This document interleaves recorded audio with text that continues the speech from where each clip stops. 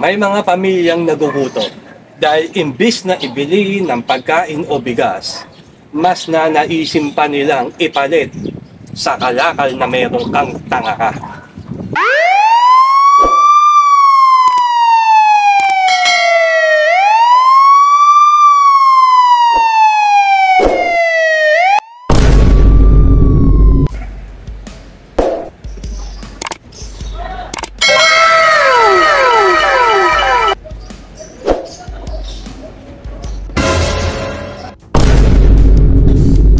Uy, who the hell is this? Saan punta galing? Wow! Saan punta galing? Ano po? Okay. Sige. Gets ko na. Bagong aplikante ka ni Bosyo. Opo. Bago po ako. Oh no! Di ba? Tama ako. Bago ang lahat, anong ginagawa mo ditong mother-father ka?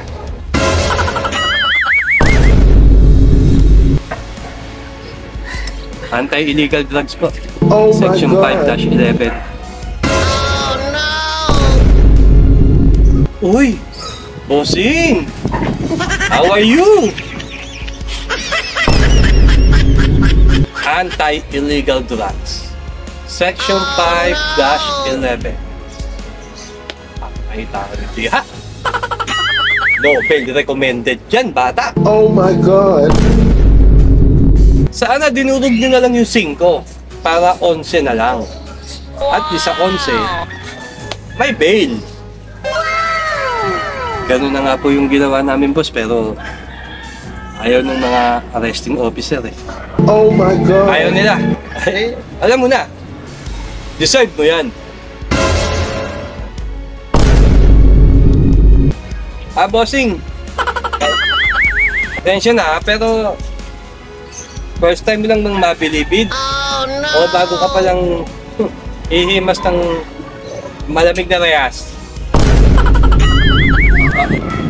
Opo. Una pa lang to, boss. Oh no! Uy! First timer. Virgin. Hindi pa maluwag yan.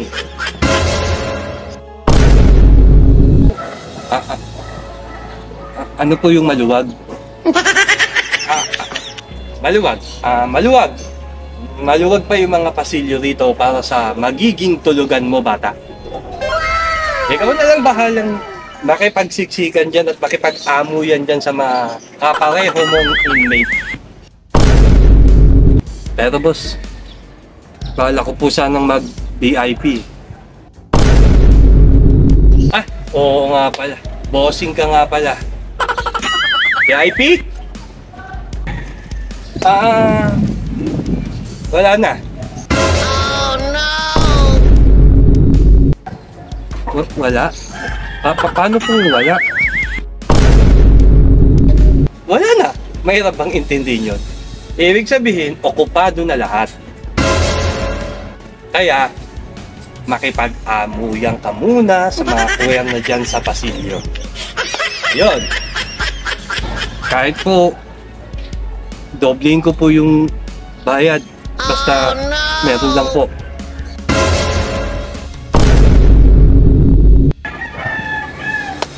Yan ang nagiging problema sa inyo eh. Akala nyo lagi, nadadaan sa pera-pera lagi ang labanan. Baka nakakalimutan mo, nasa bilibid ka. Sa laya lang yung boses mo, dito gope ka. Oh no! Kung sa laya, namamaniobra mo ang mga bagay-bagay, dito negative. Hindi uubra yan. Oh no! Walang tining yung boses mo dito. Pero boss, bakit yung iba, pagpasok pa lang, ang alam ko, nakakapag-VIP agad. Huwag mo kasing iparehas yung ikaw sa kanila. Ano po ba ibig niyo sabihin sa akin, boss? Sige. Bibigyan kita ng oras. Ipapaliwanag ko sa yung tanga ka. Sa Laya kasi, napakasarap ng buhay mo, boss. Ang dami mong batakan sa gilid. Ay, batakan pala sa gilid. Ang dami mong human CCTV sa bawat sulok ng lugar ninyo. Nakabantay, nakaganyan yan. Oh no! Lubog ang pisngi.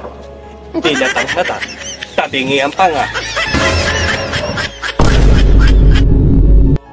Kapalit ng serbisyo nila para sa'yo ay talong kasa na pang-follow up nila. Yan yung totoong dahilan kaya kanila sinusunod. Oh my God. May pang-FU sila. Galing ah. Yan yung mga galawan mo na namamaniobra mo yung mga tao sa paligid mo dahil sa libreng tira anlihigo. Boss, kahit sa duyan na lang, okay na ako doon. Basta wag lang ako makipagsiksikan sa mga kapwa inmate ko. Duyan? Gusto mo ipagheli pa kita? Ano pa kasi ang problema kung katabi mo yung mga kasing amoy mo? Ay hindi, yung mga kapwa inmate mo. Ano ba problema doon? Bakit? Kasi may mga... Oo nga, may amoy sila o meron silang mga kati-kati o sakit sa balat o baka naman ang inaalala mo baka mahawa ka sa kumakalat na sakit dito na TB, also known as tuberculosis o ubo-ubo, dugo-dugo. Yun nga po eh. Alam ko namang napakahirap magkasakit dito sa loob ng Bilibid eh. At talaga namang napakahirap magkasakit dito. At yung iba ay minalas-malas talaga at alam mo na, dito na nalagutan ng hininga. Kaya nga po, kahit maliit na espasyo lang, para makomportable lang yung pagtulog ko po. Komportable? Komportable nang ay pinanggalingan mong buhay. Tapos pagdating mo dito, gusto mo ganun din. Aba, mahusay. Masyado ka naman yatang pinagpapala niyan, bata. Hindi uubra yan. Hindi uubra yan. Kanina ko pa po napapansin, masyado po yata kayo naghihigpit sa akin. Na-hurt ka? Hindi kita pinaghihigpitan. Wala rin naman akong personal na galit sa'yo. May problema po ba kayo sa akin, boss? Sige. Gusto mong maunawaan? Makinig ka. Komportableng buhay ang gusto mong matamasa dito sa Bilibid.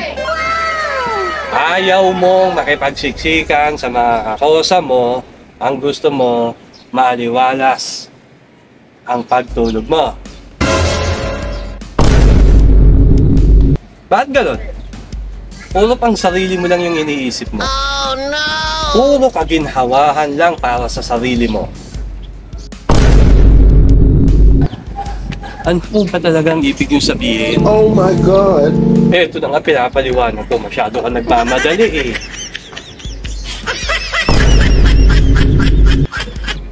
Ayaw na ayaw mong mahihirapan yung pamumuhay mo eh, no? Pero sa Laya, naisip mo ba kung ilang pamilya ang pinahirapan mo? Kung ilang kabataan ang nalulong dahil sa kalakal mo? Sa bagay, baliwala naman sa'yo kung ano ang masalimuot na nangyayari sa buhay nila. Ang importante sa'yo, ikaw ang matiwasay at ikaw ang hayahay. Hindi mo naririnig ang iyak at hinagpis ng pamilyang sinira ng bisyo na kinakalakal mo. Wala kang naririnig, binging-bingi ka sa kapaligiran mo. May mga pamilyang nagugutom dahil imbis na ibili ng pagkain o bigas, mas nanaisin pa nilang ipalit sa kalakal na merong kang tanga ka. Yung mga bagay na yon, alam mo ba yon? Hindi po. Oh my God. Yan ang problema. Wala ka kasing alam sa mga nangyayari sa pamilya na nasisira dahil dyan sa lintik na kalakal mong yan. Ang importante lang sa'yo, yung buwisit na sarili mo. Dumarating din yung pagkakataon na pati plancha, electric fan at maging bigas. Kapalit lamang ng kalakal mo. Dumadating yung panahon na yan sa'yo. Ikaw naman, pabor, bibigyan mo ng talong kasa yung taong nag-swap sa'yo ng kasangkapan. Alam mo, Kosa, sa tingin ko halos 50% na ng kasangkapan ng barangay mo nasa inyo. Hindi naman po ganun yung boss. Hindi ba? Sige, baka 40%. Yun. Lahat talaga ay napapaikot mo dahil dyan sa kalakal mo.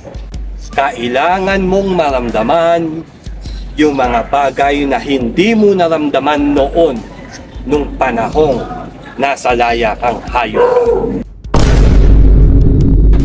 Pero sa tingin ko kulang pa ang pagpatak ng luha mong pinayupa ka sa lahat ng ginawa mong kaperwisyuhan sa pamilya nila. Oh no! Pero tanda mo, hanggat nandito ka sa pangkat ko, kailangan mo lang sumunod. Hindi ka pwedeng sumuway. Oh no! Kung ano ang desisyon ng mga nanunungkulan, yun ang masusunod. Walang VIP bata. Walang VIP. Ano? Maliwanag ba? Oh no! Opo. Sige po, maliwanag. Maliwanag po. Di kung ganun, mabuti at nauunawaan mo ako. First step, dadapa ka. Oh no! Palo sa weta pool. Ano? Sino pag gustong mag-react dyan? Oh my God. Eto na. Ganto ang sasapitin nyo at pumasok kayo sa bilibid. Oh no! Kung kaya, paulit-ulit kong sinasabi sa inyo na kung sakaling magkikita tayo, ang gusto ko sa laya, wag sa bilibid. Kaya naman sa lahat ng naniniwala at sumusuporta kay Brosyo, pagpalain po kayo nawa ng buong may kapal. Peace out!